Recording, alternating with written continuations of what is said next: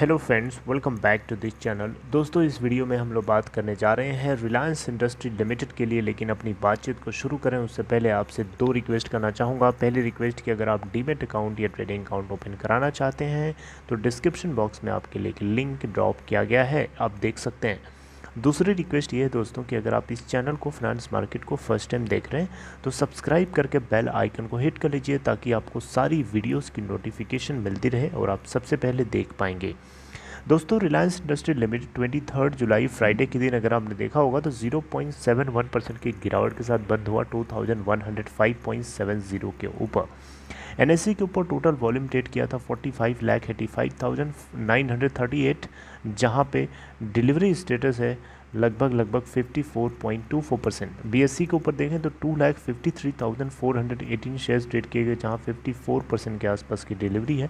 इस कंपनी की market capitalisation है 13,56,822.42 करोड़ रुपए। दोस्तों, इस कंपनी से जुड़ी हुई एक बहुत बड़ी खबर है, बहुत बड़ी खबर। इसके Q1 के अर्निंग्स को रिलीज़ कर दिया गया है, यानी जून क्वार्टर का डेटा रिलीज़ हो चुका है। मैं वही आपको शॉर्ट टाइम के अंदर डिस्कस करने की कोशिश करूंगा।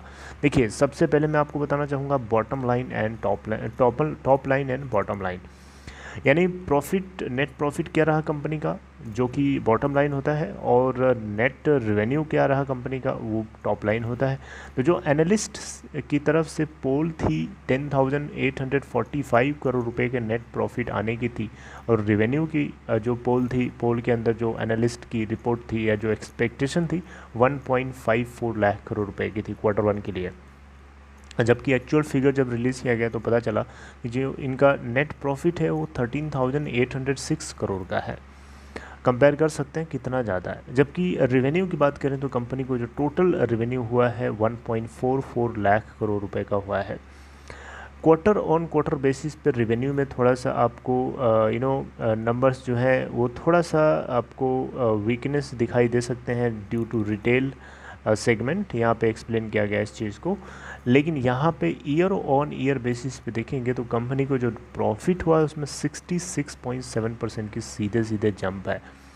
Earning before interest tax depreciation amortisation यानी EBITDA की बात करें कंपनी के लिए तो 27,550 करोड़ रुपए निकल के आता है। ईयर ऑन ईयर बेसिस पे अगर हम कंपेयर करेंगे तो 27.6% की ग्रोथ है, और 3.6% की ग्रोथ है क्वार्टर ऑन क्वार्टर बेसिस पे, राइट। ओके, अब हम कंसोलिडेटेड EBITDA मार्जिन की बात करें तो जो कि 190 BPS यानी बेसिस पॉइंट से ग्रो करता हुआ हमें देखने को मिला है क्वार्टर ऑन क्वार्टर बेसिस पे 17.3%। EBITDA डिजिटल सर्विसेज के थ्रू जो आया है 9,268 करोड़ रुपए, और डिजिटल सर्विसेज की वजह से जो नेट एडिशन हुआ है इनको 14.3 मिलियन कस्टमर्स यहाँ पे ड्यूरिंग Q1।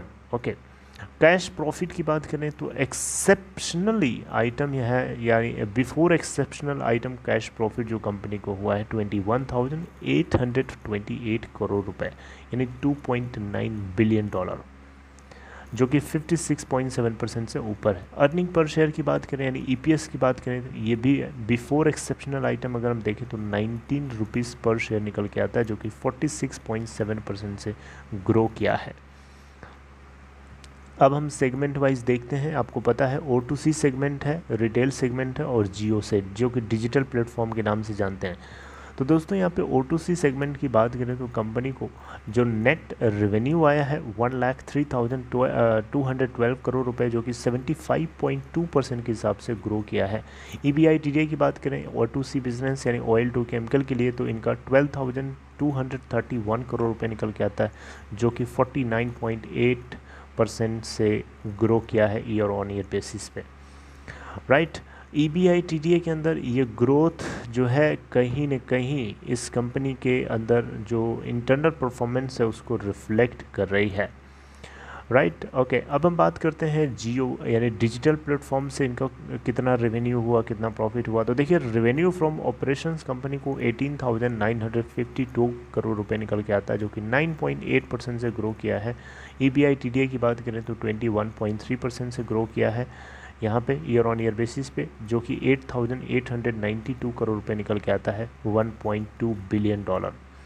नेट प्रॉफिट की बात करें डिजिटल प्लेटफॉर्म से, तो इनको इस बार 3651 करोड़ रुपए का कंसोलिडेटेड बेसिस पे प्रॉफिट हुआ है, जो कि $491 मिलियन के आसपास है। और यहाँ पे 44.9% की ईयर ऑन ईयर बेसिस पे ग्रोथ रजिस्टर हुई है। टोटल कस्टमर बेस की बात करें तो जून 30 2021 के एंड तक 44.06 करोड़ कस्टमर्स हैं जियो के आज की डेट में, यानी 440 मिलियन के आसपास। और इसमें 4.23 करोड़ का भी हाल ही में इन्होंने एडिशन किया है। आरपू की बात करें यानी एवरेज रेवेन्यू पर यूज़र की बात करें तो यहाँ पे कंपनी को 138.4 रुपीज़ पर सब्सक्राइबर निकल के आता है पर मंथ के हिसाब से। और total traffic 20.3 billion gigabyte during the quarter, जो कि 38.5% से ऊपर है ईयर ऑन ईयर बेसिस पे।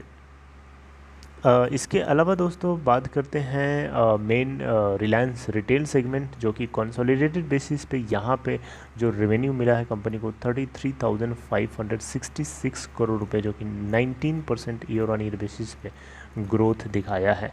नेट प्रॉफिट की बात करें इस सेगमेंट के लिए, जिसमें 123.2% की ग्रोथ हमें देखने को मिली है ईयर ऑन ईयर बेसिस पे, 962 करोड़ रुपए। EBITDA की बात करें इस सेगमेंट के लिए तो 1941 करोड़ रुपए निकल के आता है, जो कि 79.9% से ऊपर है। टोटल 12,803 फिजिकल स्टोर्स ऑपरेशनल रहे थे पूरे क्वार्टर के दौरान। और कंपनी की बात करें तो कंपनी जो है फर्दर इन्होंने कहा कि जो इनका रिटेल फुटफॉल है वो 46% था pre Covid levels, right, during the quarter under review.